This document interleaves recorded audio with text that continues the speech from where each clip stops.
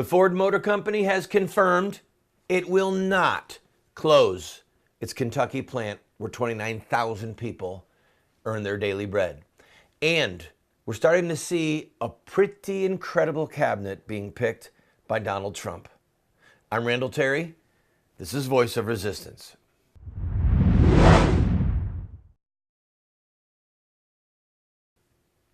Donald Trump tweeted this out. Just got a call from my friend Bill Ford, chairman of Ford, who advised me that he will be keeping the Lincoln plant in Kentucky, no Mexico.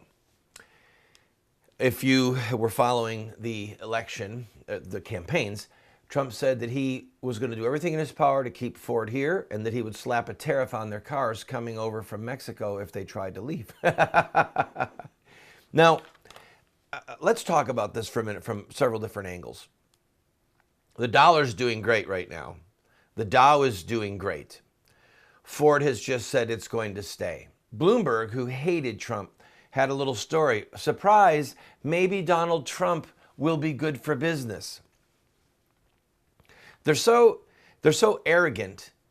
Reading the New York Times today, they're so arrogant and they're so ignorant that they just can't get over what happened, and they can't get over themselves. It's one thing when you've got ignorance. It's another thing if you say, I'm ignorant and please teach me. But if you've got ignorance surrounded by a fortress of arrogance, then there's no hope. Okay? And that's where a lot of the media are.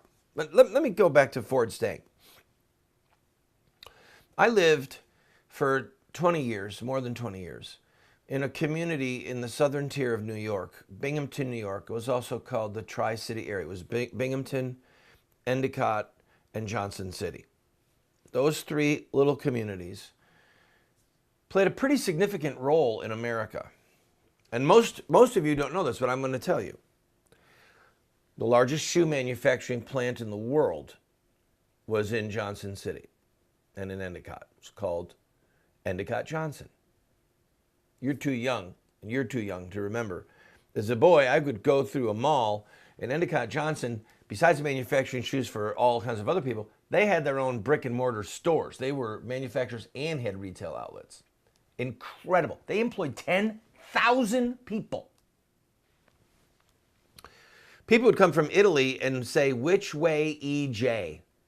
Literally, they would get off the boat. Once they were cleared through Ellis Island, they would say, which way EJ? Binghamton also had, the Tri-City area had, IBM.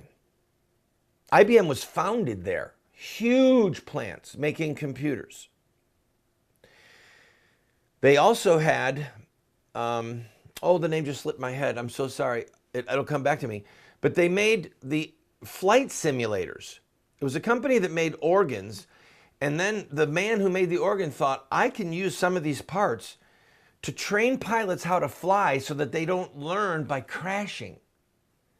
So they made flight simulators that the government bought for decades, saved heaven knows how many human lives and how many millions upon millions of dollars when they didn't have aircraft crashing. They had Savin copiers made there. They had another company that made printed circuit boards that were distributed all over the world for various companies who needed printed circuit board technology. It's all gone. It's all gone. One by one. IBM closed there. They closed. Endicott Johnson closed. The place is like a ghost town.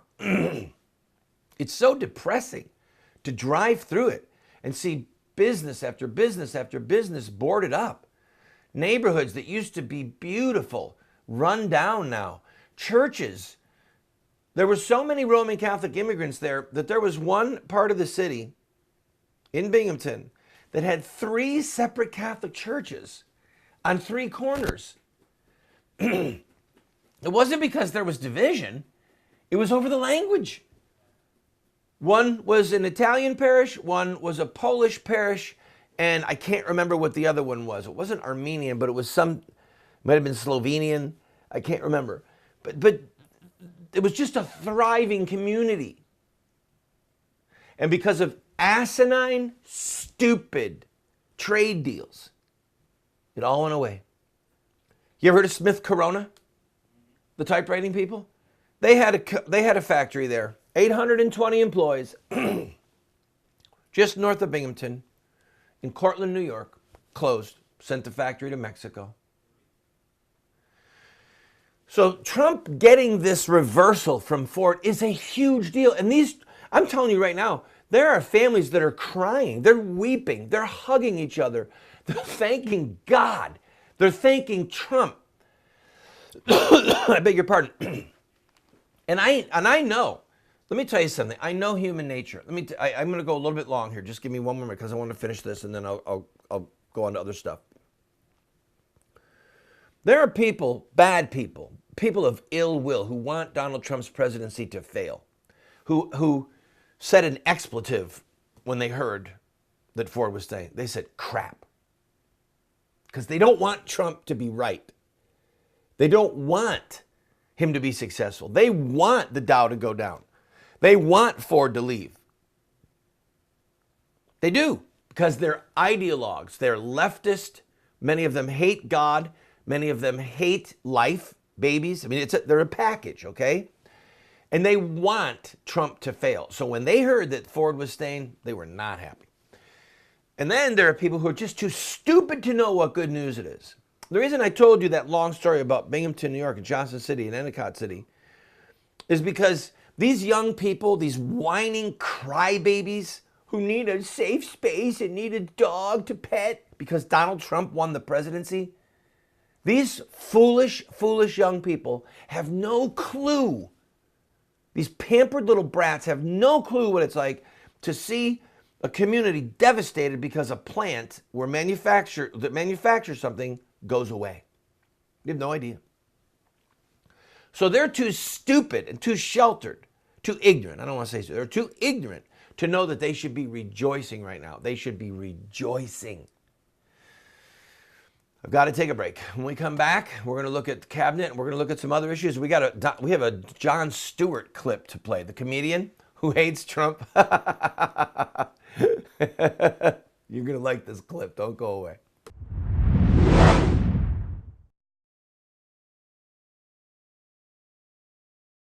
If you own a business and would like to advertise on our program, please contact us. We are currently seen on over 130 television stations from coast to coast. We air at 8 p.m. Eastern, and then all times are local. We have a lot of reach, friend, and this is an opportunity at a great price for you to get your product or your service in front of hundreds of thousands, maybe even millions of people. Also, if there's something that's important to you and you'd like to have a month where you just say thank you to this ministry or promote a certain ministry or a certain cause, contact us. Our rates are incredibly affordable. You'd be surprised. And you, again, can reach into hundreds of thousands, perhaps millions of homes. We're currently seen possibly in over 30 million homes. So give us a call, give us an email, and we'll put a commercial up for you.